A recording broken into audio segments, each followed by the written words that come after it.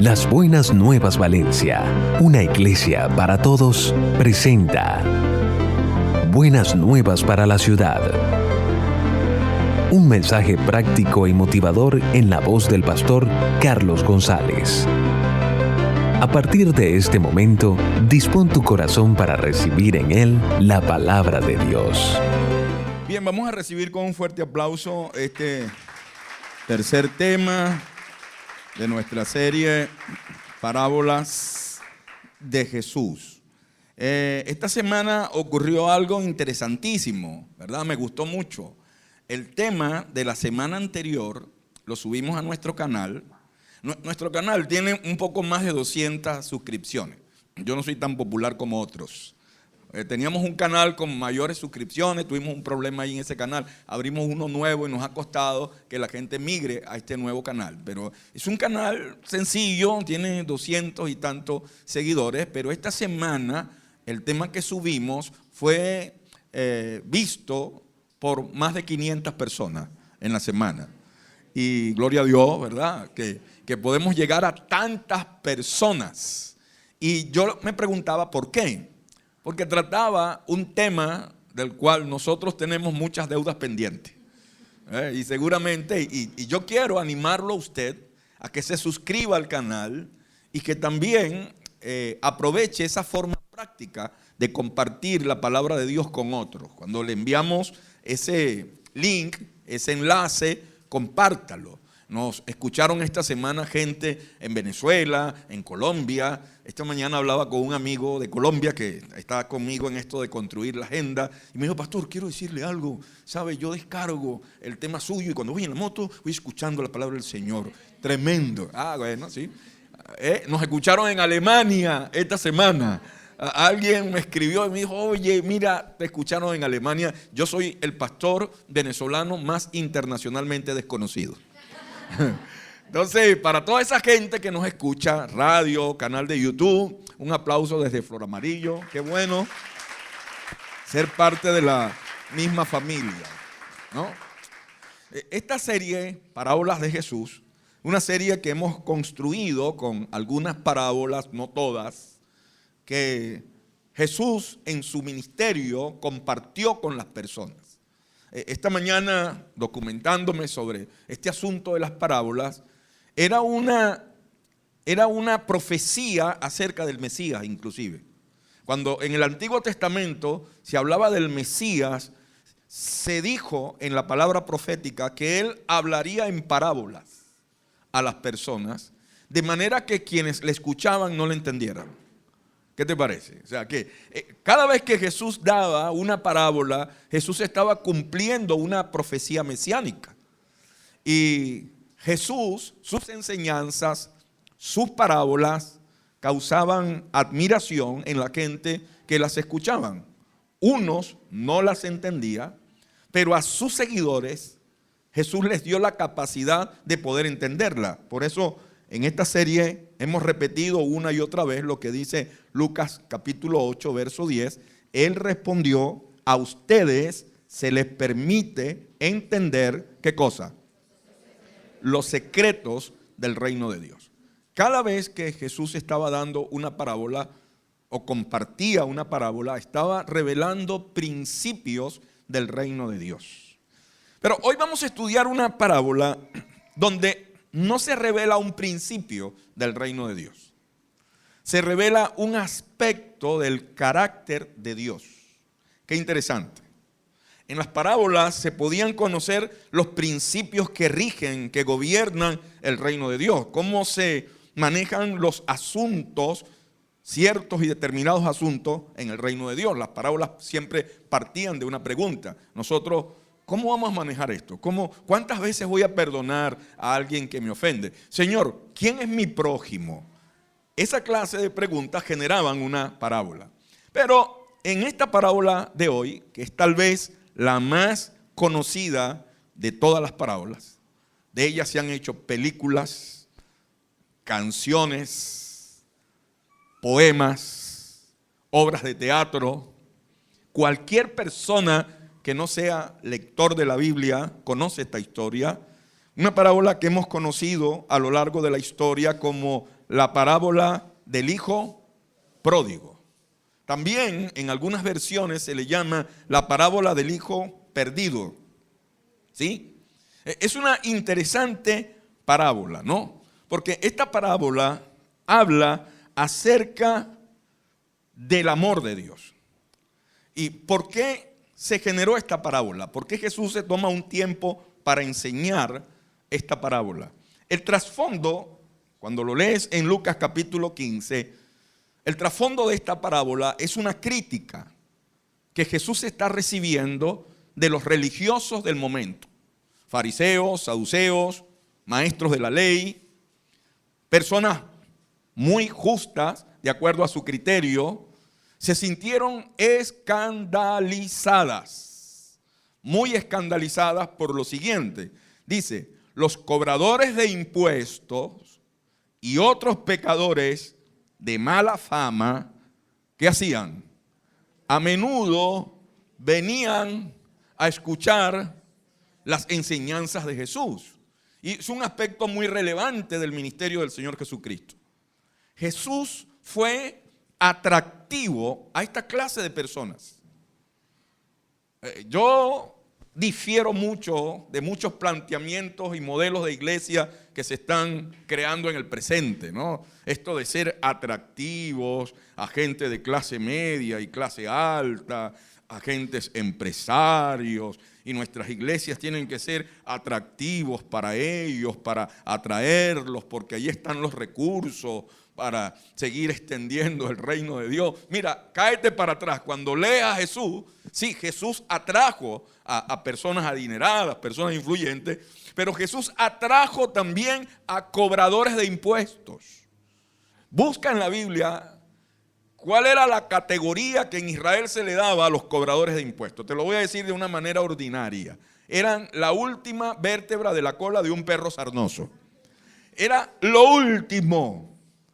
Para un judío, un cobrador de impuestos era despreciable. Era un traidor. Era una apátrida. ¿Por qué? Porque se prestaba al imperio romano para cobrar impuestos injustos a la nación de Israel. Y aparte de que los impuestos ya de por sí eran injustos, los cobradores de impuestos añadían una mayor cantidad de dinero que era su lucro personal. Estas personas eran despreciables para los israelitas. Cuando Jesús predicaba, esta gente se acercaba a escuchar las enseñanzas de Jesús. Pero también venían, y así lo dice esta versión en Lucas 15, otros pecadores. ¿A quién metemos en esa lista de otros pecadores? Vikingos, prostitutas, pranes, ¿sí? Homosexuales. No, es la política, Yané, que eso nos tiene enfermos. Lo peor de lo peor. Todo lo que significaba el estrato más despreciable de la sociedad se acercaban, y el ministerio de Jesús era atractivo para ellos. Ahora, el problema no era que esta gente se acercaba y escuchaban las enseñanzas. Era que Jesús comía con ellos. Era que Jesús se iba a sus casas. Era que Jesús aceptaba sus invitaciones. Muchas de las enseñanzas y las parábolas de Jesús se dieron en casa de estos personajes. Así que un día Jesús entró a la casa de un saqueo, por ejemplo. O Jesús dejó que una mujer prostituta le lavara los pies con un perfume que ella compró con el dinero que se ganó en un prostíbulo, en su oficio. ¿Aló? ¿Te parece extraño eso, verdad? Porque alguien aquí se va a revolcar con esto. Porque alguien se me va a acercar y me dijo, pastor, mire, esa ofrenda que trajo esa mujer, no debería darle un sobre de esos blancos, debería darle uno negro. Sí, porque es una tendencia en nosotros los humanos a lo largo de toda la historia de despreciar a esta clase de personas, de descalificar a esta clase de personas. Es esta fractura de nuestra sociedad, ¿sí? Esta diferencia de clases que nos ha acompañado a nosotros a lo largo de toda la historia de la humanidad y que todavía se mantiene presente. Bueno, lo curioso es que esta clase de gente estaba en el ministerio de Jesús. Jesús fue atractivo para esta clase de personas. Jesús se relacionó con esta clase de personas y esto generó un escándalo, una reacción escandalosa de los religiosos de su tiempo. Esa gente no debería congregarse ahí. Esa iglesia crece porque recibe de todo. Jesús no, si Jesús, hubo uno que cuando la mujer le estaba ungiendo los pies con el perfume, en su corazón lo pensó, ¿sí? Y dijo, si este hombre fuera profeta, realmente fuera un profeta, él sabría que el que le está lavando los pies es una bicha. ¿Sí?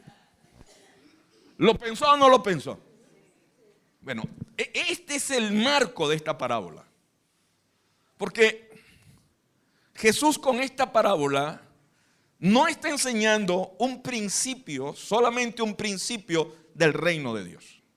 Está enseñando un atributo de Dios, un aspecto increíble, maravilloso y extraordinario del carácter y la personalidad de Dios mismo.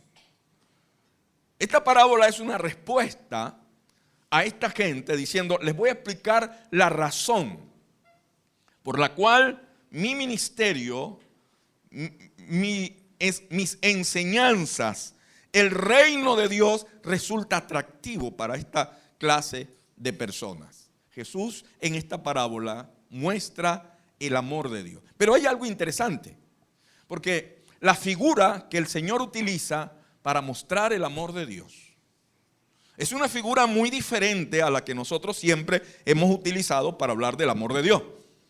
Nosotros normalmente comparamos el amor de Dios con el amor de la madre. ¿Sí? Ay, el amor de la madre es como el amor de Dios. Eso lo hemos visto en millones de tarjeticas que regalamos el Día de las Madres. Pero es muy extraño comparar el amor de Dios con el amor de un padre. Es muy extraño. Esto se da en una cultura donde la figura más fuerte de una familia no eran las madres. Las figuras más fuertes en esta cultura donde Jesús desarrolla su ministerio y desarrolla estas enseñanzas era la figura de un padre. ¿Sí? Revísalo. Los padres jugaban un rol protagónico en la vida de sus hijos. Los padres eran una figura tremenda y tan tremenda era esta figura que Dios en su manifestación familiar, en su palabra, a nosotros se nos presenta como un padre. ¿Sí?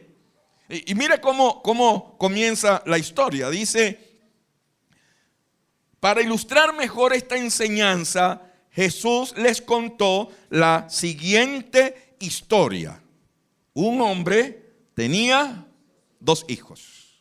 Y empieza a hablar de un padre. Otra cosa interesante con esto es que esta historia, como todas las historias de Jesús, causaron una conexión tremenda con el auditorio, con la gente que le estaba escuchando. Porque en ese momento quienes estaban cuestionando a Jesús también eran padres, ¿sí? Y Jesús apeló a esta fuerte figura de la cultura judía, la figura de un padre. Creo que cuando Jesús comienza esta historia diciendo, mire, un hombre tenía 2 hijos, inmediatamente se activaron las alarmas, ¿no? La atención se capturó inmediatamente en la vida de estas personas porque eran papás también. El versículo 12, no lo coloqué en pantalla, dice, el hijo menor le dijo al padre, quiero la parte de mi herencia ahora, antes que te mueras. Entonces el padre accedió a dividir sus bienes entre sus 2 hijos. Disfruta usted de Buenas Nuevas para la Ciudad con el pastor Carlos González. Sí, siempre, a veces cuando contamos esta historia es que la herencia se le entrega al menor. No, el papá decidió entregar la herencia en vida. Y le entregó tanto al hijo mayor como a este hijo. Pero hay un dato interesante en este verso 12, y es que las herencias no se entregaban cuando el papá estaba vivo. Las herencias se entregaban cuando el papá partía. En el lenguaje que Jesús está mostrando la historia, lo que este muchacho le está diciendo al papá, y quiero que te coloques en el lugar de los papás que estaban escuchando la historia, lo que este muchacho le estaba diciendo: me da igual que tú estés vivo o que estés muerto. Así que dame la parte de la herencia que me corresponde. El verso 13 dice: pocos días después, el hijo menor empacó sus pertenencias y se mudó a una tierra distante. Otro dato interesante de la historia. Dice, pocos días después. Estamos hablando de un hombre, de un papá, de un terrateniente, de un multimillonario de la época. Estamos hablando de un hombre que había heredado lo que su familia había creado de generación en generación. La riqueza, la herencia que recibe este muchacho fue inmensa. Era un hombre rico su papá. Era un magnate de la época, ¿sí? Un hombre noble, ¿sí? Que tenía bienes, que tenía haciendas, que tenía ganados, que tenía terrenos, etcétera, etcétera. Y tenía solo 2 hijos. Toda esta gran herencia se divide solo en 2 hijos. Imagínate cuánto recibió el chamo. ¿Cuánto recibió este muchacho? Ahora, el dato curioso es que Jesús dice, pocos días después, empacó y se mudó. ¿Cómo hace una persona para vender grandes cantidades de terrenos, de haciendas y de ganado en pocos días? Lo remata, ¿sí? Hizo una venta de garaje. Y aquí hay el segundo dato que de seguro fue interesante para quienes estaban escuchando a Jesús. El chamo menospreció el esfuerzo de generaciones y lo vendió barato. Todo. Lo vendió a precio de gallina con tuberculosis. Regaló todo eso al más bajo precio, porque realmente su idea era hacer lo que luego Jesús dice que hace. Se muda, se va, y se va a una tierra distante. Las versiones antiguas dicen que se va a otra nación, a una nación extranjera. Y entonces aquí tenemos un muchacho que menosprecia a su papá, menosprecia el esfuerzo de su papá y de las generaciones anteriores de su familia, y menosprecia su propia nacionalidad. Jesús le está contando esto a judíos. Y si tú conoces bien la Biblia y el lenguaje histórico y cultural de la Biblia, tú sabrás lo que para un judío representaba una nación extranjera. El cómo veía un judío a un gentil. Y este chamo se va a vivir entre los gentiles, entre los extranjeros. Y no solo se va a vivir entre ellos, dice, derrocha todo su dinero en una vida desenfrenada. Se suelta el moño, diríamos los venezolanos. Totalmente. Todo un desastre. Amigos, fiestas, licor, sexo, y para tú de contar toda esa carrera descendente en la vida de este muchacho, que se convierte en un verdadero desastre. Pero quiero que sigas conmigo la historia. Jesús dice, al mismo tiempo, se le acaba el dinero. Es lógico. Y de pronto hubo una gran hambruna en todo el país. Yo casi que creo hoy que se vino para Venezuela el chamo. Revisando estos datos, dije, oye chico, mira, este dato no estaba aquí, ¿verdad? Y en la nación donde él se había ido, las cosas cambiaron. Es la triste historia de los inmigrantes, ¿verdad? Las cosas cambian y entonces en esa nación comenzó a morirse de hambre. Convenció a un agricultor local que le contratara. Y el hombre lo envió al campo para que diera de comer a los cerdos. Así que este chamo tiene que hacer lo que nunca había hecho en la vida. ¿Sabes qué nunca había hecho él en la vida? Trabajar. Y le toca trabajar. Tocó fondo. Llegó al extremo. Y le toca trabajar cuidando y alimentando animales que para la cultura judía eran despreciables. Cerdos. Para un judío un cerdo era un animal inmundo. ¿Te das cuenta que Jesús está hablando el lenguaje de la época? Jesús está ilustrando al pecador más extremo, al que llega a lo último, al que cae a lo más bajo, a un chamo que menosprecia a su papá, menosprecia el esfuerzo de las generaciones que construyeron las riquezas de su familia, que menosprecia su nacionalidad, que menosprecia los valores éticos, morales y espirituales en que lo habían formado, que vive una vida desenfrenada, desordenada al extremo y que toca el fondo. Pero es ahí en el fondo cuando la historia comienza a dar un giro, ¿no? El joven llegó a tener tanta hambre, dice Jesús en su historia, que hasta las algarrobas con las que alimentaba a los cerdos le parecían buenas para comer. Pero nadie le daba nada. Y cuando finalmente entró en razón, ahí me gusta más cómo lo plantea la versión antigua. Dice, hasta que entrando en sí, volviendo en sí. ¿Por qué la antigua versión dice volviendo en sí?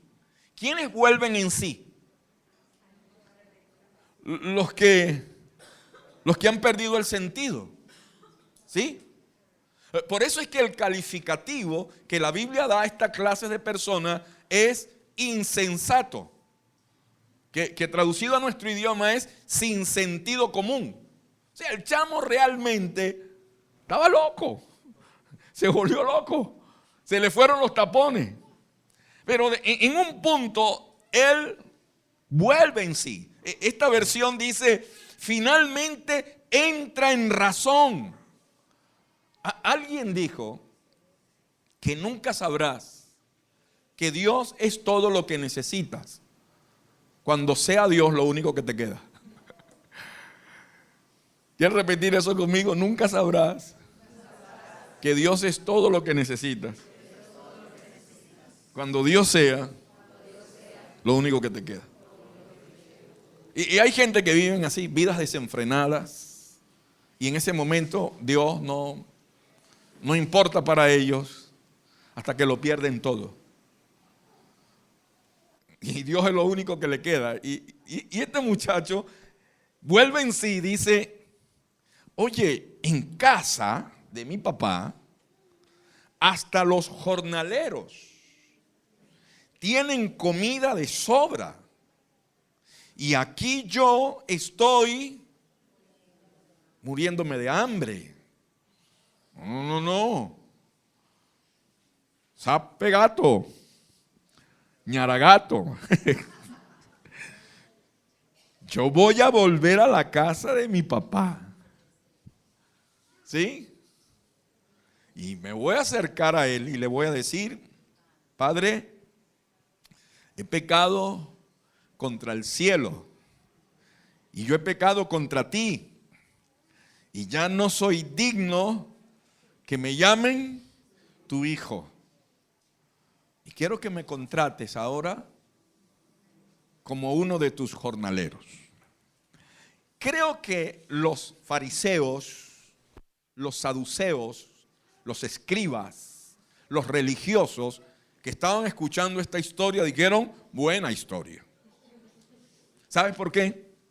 Porque en la cultura judía, un muchacho que deshonraba a los padres, que malgastaba los bienes de la familia, para ser perdonado debía restituir, ¿sí?, lo que había malgastado. Y creo que a esta altura de la historia, los religiosos dijeron, buena historia. Me parece maravilloso que pague, ¿sí?, que trabaje. Y entonces el chamo, verso 20 dice, entonces regresó a la casa del padre. Voy a dar un break aquí en esta historia, para que usted y yo interpretemos la Biblia. ¿Sí? ¿Quiere conmigo? ¿Qué haría usted con un hijo así? Séame honesto. Es zampo una pela, pastor. Yo lo dejaría llegar, pero ni una lágrima mía. Aunque por dentro esté derretido, no le voy a mostrar nada. Que sufra. ¿Qué haría usted con un hijo así? ¿Qué haría usted con un hijo que hace esto? Porque voy a lo siguiente. ¿Qué hace usted cuando usted ve a un niño que se porta mal? ¿Cuál es el comentario que usted hace? Te fuera hijo mío. Mire, no, la oreja me la deje en la mano. O como dice mi mamá, decía mi mamá, le corto la cabeza y se la enseño después para que la vea. ¿Qué haría usted con un hijo así? Con un hijo que menosprecia a su papá, que desprecia a su papá a tal punto de decirle, me da igual que estés vivo o que estés muerto. ¿Qué haría usted con un hijo que agarra toda esta riqueza y la vende al más bajo precio y que luego se va a una nación y hace de su camisa un saco y destruye todo eso malgastándolo en mujeres, en amigos, en fiesta, en una vida desenfrenada y desordenada, y que solo se acuerda de su papá cuando tiene hambre? Ahora sí vienes, ¿no? Ahora sí. Ahora sí soy tu papá. ¿Qué haría usted? Creo que la gente que está escuchando a Jesús, ellos mismos estaban dando estas respuestas, ¿sí? Y creo que Jesús a esta altura de la historia hizo una pausa, como para mostrarles la segunda temporada, ¿sí? La segunda etapa de esta historia, ¿no? ¿Qué hace volver a la casa del Padre a este muchacho? ¿Sí? Mira, el hambre, la necesidad, la humillación. Y este muchacho había llegado a uno de los capítulos de la vida que la gente cree que nunca va a llegar en la historia de sus vidas. Un capítulo que yo he llamado consecuencias. ¿Sabes? Y qué interesante cuando él va donde el papá no le habla de esas consecuencias. El papá lo deja vivir su historia. El papá no le dice, mira, va a pasar esto y va a pasar esto. No, pero sabes, cuando lees la historia, encuentras algo. El viejo lo sabía. Disfruta usted de Buenas Nuevas para la Ciudad con el pastor Carlos González. El viejo sabía que ese iba a ser el final de la historia, pero lo dejó vivir su historia. Creo que nos pasa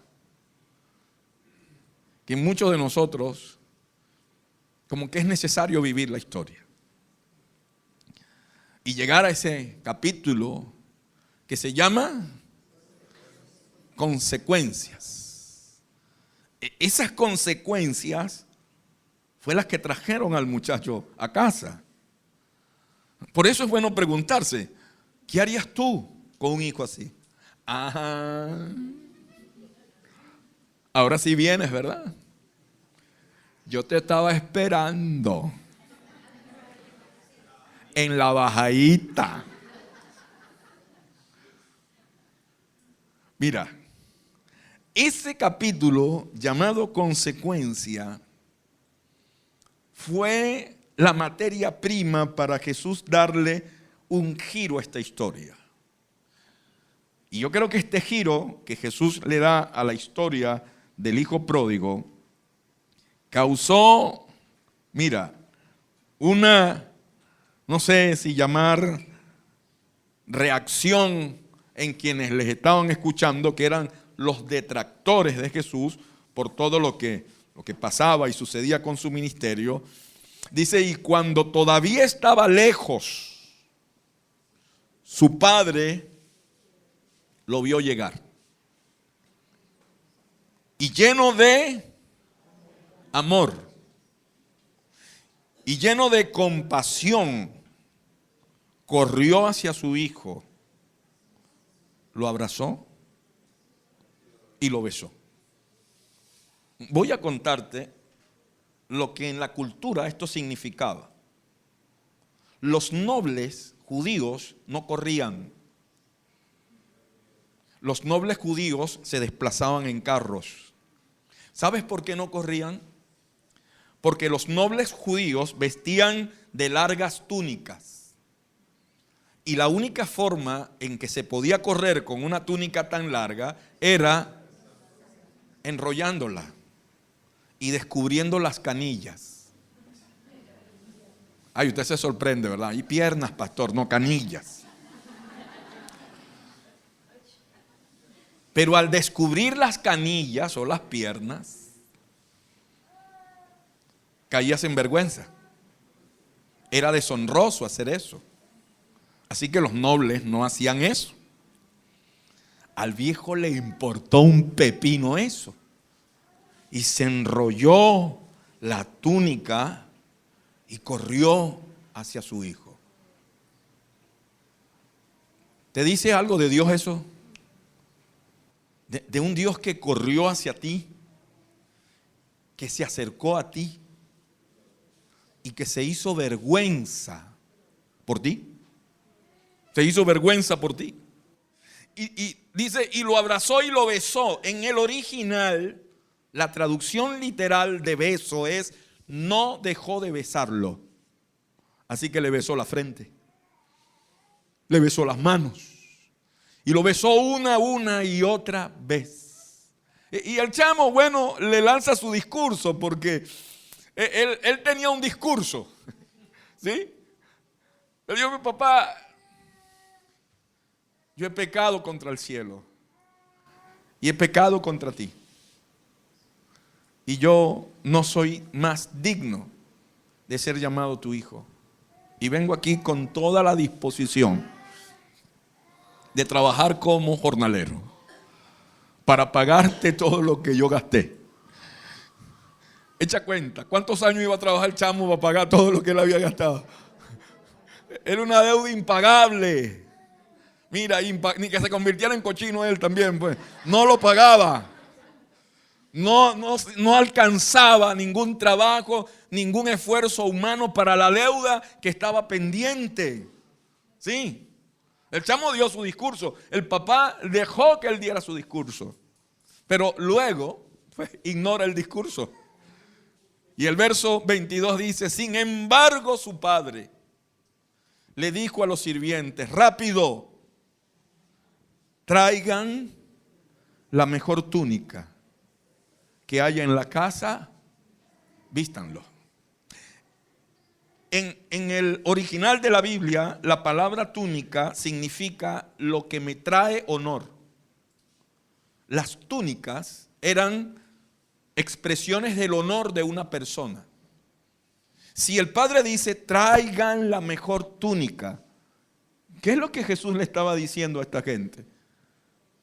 Devuélvanle el honor perdido. El honor que él perdió, se lo devuelvo. Y no solo hace eso, dice, consigan un anillo para su dedo. Y en el lenguaje de la cultura, los anillos eran usados para sellar los documentos. Con cera se colocaba el anillo. O sea, el padre le dijo, ahora yo te delego toda mi autoridad. Wow, te doy autoridad. Y te delego toda mi autoridad. Pero hace algo más. En la historia Jesús dice que el Padre pide que traigan sandalias para sus pies. Eso quiere decir que el chamo llegó descalzo. En la cultura, los descalzos eran los esclavos. Y los hijos usaban sandalias. Así que el padre le dice, tú no tienes por qué vivir más como un esclavo, porque tú eres mi hijo. ¿Sí? Y le devuelve su posición a un chamo que se había ido al extremo, que había hecho de su vida un desastre. Lo restaura, lo besa, lo restituye, le devuelve su honra y su autoridad. Amén. Y no solo eso, luego dice, maten el ternero que hemos engordado, porque tenemos que celebrar con un banquete. Tenemos que hacer una fiesta, porque este es mi hijo, que estaba muerto y ahora ha resucitado. Y estaba perdido y ha sido encontrado. El resto dice, y se alegraron y celebraron. Wow, qué historia. Mira, si tú no tienes la imagen de un Dios que se rebaja, que busca y que besa al más extremo de los pecadores, entonces, con todo respeto te digo, tú no conoces a Dios. No le conoces. Porque si tú metes a Dios dentro de tus ideas, tus conceptos, esto sí, aquello no, tiene que hacer esto, tiene que hacer lo otro, tú no conoces a Dios. Porque si en esta historia el Padre está representando el amor de Dios, ¿a quién está representando el Hijo? Menor, desordenado, sinvergüenza, que hizo de su vida un desastre. A mí, dígalo, yo quiero oírlo. A mí, esa fue mi historia. Esa fue mi historia y es su historia también. Y esta fiesta que se hace no es en honor a ese hijo que regresa solamente. Esta fiesta que se celebra ese día es en honor al Padre, al amor del Padre, a la compasión del Padre. Es una fiesta en honor a la reconciliación. Amén. Y por eso se alegraron. En honor a la reconciliación. ¿Sabe? Esta mañana yo tenía tantas emociones encontradas preparando estas notas. Porque un día como hoy, esa palabra papá comienza, que están escuchando en la radio o en internet, pues hoy en Venezuela estamos celebrando el Día Internacional del Padre. Y un día como hoy, esa palabra papá puede generar muchas cosas en nosotros. Muchas cosas en nosotros. Yo quiero desafiarte a que tengas un estilo de vida como papá que se parezca a este papá, que se parezca a Dios. Creo que Dios nos está planteando a nosotros los padres un modelo de paternidad muy interesante. Pero también, pues, esta historia me está mostrando todo lo que yo he recibido de ese papá. He recibido su perdón, he recibido su honra, he recibido su restauración, he recibido su autoridad. Llegué con mi vida hecha añicos a Él y Él no me recibió con castigos, con reprensiones, ni con rechazo. Me recibió con amor y me recibió con compasión. Y colocó sandalia en mis pies y colocó un anillo en mi dedo y me vistió de la mejor túnica y celebró una fiesta en honor a nuestro encuentro. Amén. ¡Wow! ¡Qué bueno! ¡Qué bueno es saber que Dios ha sido así conmigo! Por eso, cuando estaba en la introducción, ya estoy casi terminando, yo le hablaba de cómo conocer a Dios, ¿verdad? Y cómo somos los padres. Y que así como somos los padres, Dios es también. Yo recuerdo que estaba Chanti pequeña.